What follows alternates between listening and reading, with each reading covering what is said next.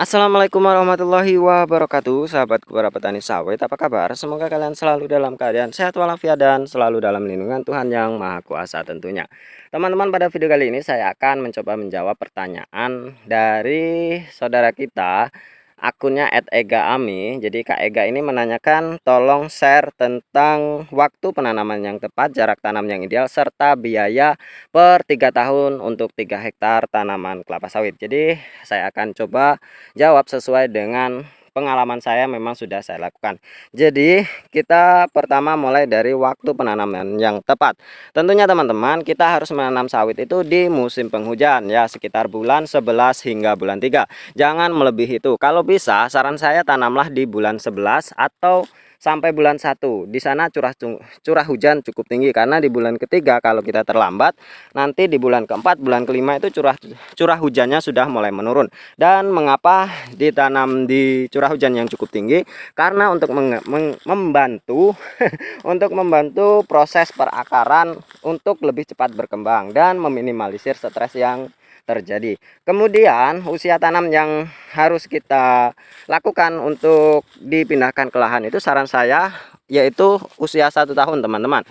Ya, kalau kita membeli benih untuk kita tanam sendiri atau kita semai sendiri, usahakan kalian memesan di bulan 10 atau bulan 9, sehingga di bulan 11 itu benih kalian sudah datang dan kalian bisa menanamnya di bulan 11 tahun kemudian. Mengapa di usia 1 tahun? Karena di usia 1 tahun itu pelepahnya belum terjadi etiolasi, kemudian akarnya juga belum menembus ke tanah, sehingga ketika kita memindahkan lahan, akar-akarnya itu belum putus dan tentunya itu akan meminimalisir stres yang terjadi. Itu yang kedua teman-teman. Nah, untuk sampai di sini mungkin dipahami waktu penanaman yang tepat itu di bulan berapa dan usia tanamnya itu usia berapa. Tentu saya rasa bisa dipahami. Kemudian kita akan beralih ke jarak tanam yang ideal. Nah, ini ada empat tipe teman-teman. 4 tipe jarak tanam yang ideal sesuai dengan varietas yang akan kita tanam. Yang pertama akan kita bahas yaitu pelepah yang cukup panjang. Ya, biasanya ini keturunan yang ambi ya, yang ambil 239, 718 dan lain sebagainya. Tentunya kalian bisa dilihat di brosur, ketika varietas itu menampilkan SPH-nya atau populasinya itu 130 batang, maka kita harus menggunakan jarak tanam 9,5 meter segitiga sama sisi. Jadi jarak antar batangnya itu 9,5 teman-teman, dan jarak antar barisnya itu 8,2. Itu yang harus kita terapkan di kebun kita. Biasanya populasinya itu tadi 130 batang. Jadi kalian bisa menggunakan jarak 9,5 meter. Kalian bisa lihat sendiri varietas apa yang kalian tanam dan lihat SPH-nya itu berapa. Kemudian yang kedua adalah pelepah yang panjang sedang. Itu ya seperti 239 yang saya tahu, 239 dan lain sebagainya. Itu biasanya menampilkan SPH 136 batang, teman-teman.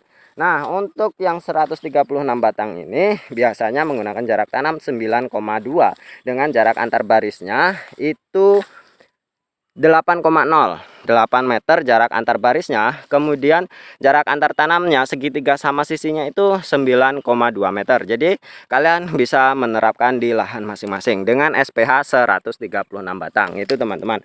Kemudian yang ketiga itu adalah pelepah sedang seperti Simalungun, Lonsum, kemudian 540 dan lain sebagainya. Itu biasanya menampilkan SPH 143 batang itu dengan jarak antar tanamnya segitiga sama sisinya itu 9 meter. Jadi 9 kali 9 kali 9.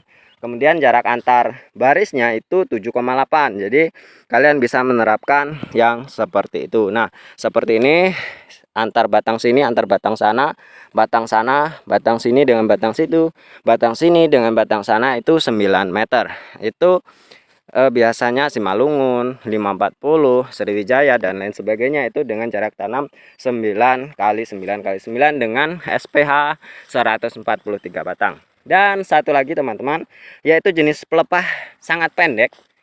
Saya kurang paham varietasnya apa ya. Jadi kalian bisa lihat kalau varietas yang kalian tanam itu SPH-nya 160 batang, berarti kalian harus menggunakan jarak tanam 8,5 meter. Kemudian jarak antar eh, jarak antar barisnya itu 7,5. Kalian bisa terapkan seperti itu. Jadi nanti akan didapatkan 8,5 meter segitiga sama sisinya. Mungkin sampai di sini bisa dipahami. Silahkan kalian lihat varietas apa yang kalian tanam, kemudian kalian sesuaikan dengan jarak tanam yang saya sebutkan tadi sesuai dengan SPH yang ada di sana atau populasi per hektarnya. Kemudian saya akan bahas masalah biaya. Nah, biaya ini fleksibel teman-teman ya. Ini estimasi saja. Nanti ada yang bilang, ah itu terlalu mahal, ah itu terlalu murah, itu tidak cukup. Jadi ini hanya estimasi saja sesuai dengan keadaan masing-masing. Sebenarnya ya bisa diiritkan, bisa bisa dimahalkan, itu sesuai dengan kebutuhan dan kantong kita masing-masing. Jadi saya bahas tidak langsung 3 hektar ya, nanti dikalikan saja untuk 3 hektarnya. Jadi saya bahas 1 hektar saja dan nanti kita kalikan 3. Ini untuk kakak Ega. Jadi untuk yang pertama tentunya kita biaya benih ya. Biaya benih itu kalau 1 hektar 143 batang atau 150 batang lah ya. Kita nanti untuk akhirnya, untuk ininya, untuk yang di yang tidak bisa ditanam atau yang mati, kita ambil 150 batang dengan harga oke lah 10.000 per bijinya. Kalau kita tanamnya 10.000 kali 150 berarti 1.500.000 ya untuk pembelian benihnya. Kemudian untuk biaya ini itu selama 1 tahun perawatan oke lah 1 juta, berarti 2.500.000 itu teman-teman untuk biaya benih untuk selama 1 tahun. Kemudian untuk pembukaan lahan ya, kalau untuk pembukaan lahan itu kan bervariasi. Kalau kalian menggunakan staking atau dengan menggunakan alat berat tentunya itu akan lebih mahal dan saya tidak tahu harganya karena saya tidak pernah melakukannya. Tapi kalau untuk biaya pembukaan lahan manual dengan menggunakan chainsaw atau dengan menggunakan tangan, biasanya kalau di tempat saya ini untuk tebas tebang tanam itu sekitar 6 juta teman-teman. Jadi sudah di sana tebas tebang, mengajir atau pancang tanam, kemudian tanam itu 6 juta. Jadi biayanya itu 6 juta rupiah per hektar. Kalau 3 hektar ya dikalikan 3 saja itu teman-teman. Jadi 6 juta per hektarnya. Mungkin fleksibel ya, di tempat kalian mungkin sampai 10 juta atau 8 juta atau lebih murah hanya 4 juta atau 5 juta ya. Itu termasuk fleksibel lah ya di daerah masing-masing. Jadi saya tidak bisa menyamakan di tempat saya. Jadi kalau tempat saya itu 6 juta untuk sudah tanam ini, tebang, tanam, tebas itu semuanya 6 juta. Nah, kemudian berarti sudah mendapatkan nilai 8,5 juta. Nah, selanjutnya untuk biaya pemupukan, teman-teman. Untuk biaya pemupukan ya sudah tertanam dan untuk biaya proteksi. Ini yang lumayan harus kita perhitungkan, teman-teman.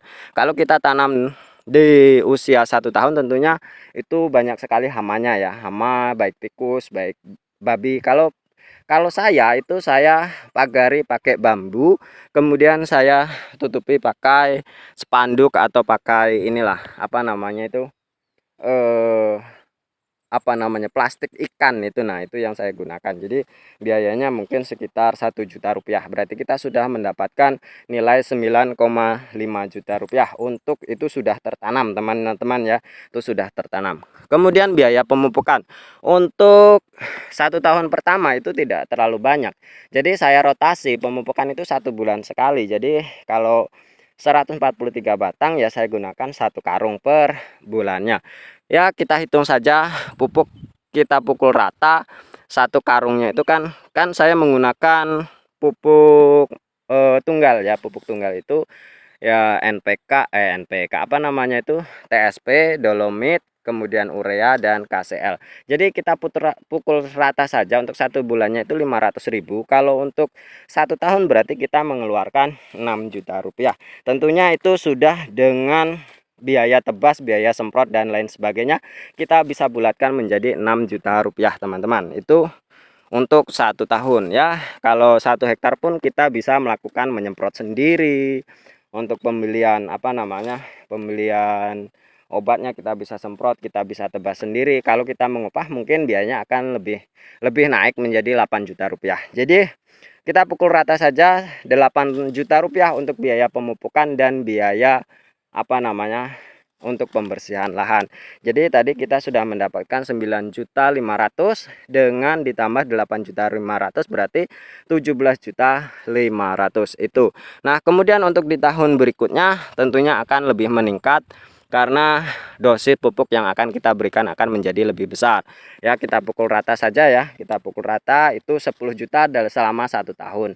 Kemudian untuk tahun ketiga akan meningkat lagi dan kita pukul rata lagi lah 10 juta untuk 1 tahun. Jadi 17.500.000 ditambah 20 juta berarti 37.500.000 itu selama 3 tahun. Namun biaya itu tidak langsung sekali keluar, namun akan sedikit demi sedikit dan tentunya itu tidak terlalu berat. Kalau memang diglobalkan akan lumayan cukup banyak, namun kalau kita melaksanakan setiap waktunya tentu itu tidak akan terasa. Itu jadi teman-teman, kalau dikali 3 hektar ya kalikan saja 37 berarti hampir 100 berapa itu saya 4 hampir 120 juta ya untuk 3 tahun. Itu untuk 3 tahun. Itu di luar biaya kalian membuat pondok, biaya membuat sumur, biaya membuat lain-lain jalan dan lain sebagainya. Itu ya di luar dari prediksi kita. Ya, itulah estimasinya Kakak Ega Ami. Jadi itu estimasi saja ya.